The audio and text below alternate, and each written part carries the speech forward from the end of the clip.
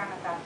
Така че са много сериозни, професионално, написани от хора, които са много компетентни, има различни програми с Европейски съюз, малък и среден бизнес, проучвания в интернет сме публикували много в списанието, аудиторията в интернет, как малки и средни бизнес използват технологии, кои канали стигат за данни, така нататък.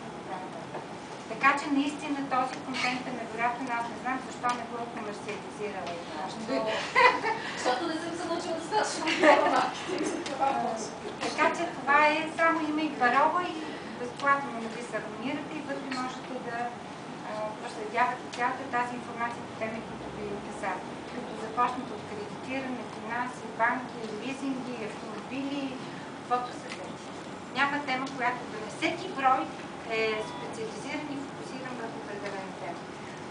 Сега, както има приказката, петима петко не чакат, аз предлагам да почна, защото няма да не стигне времето. Може да се наложи нещо да изляза от колежката.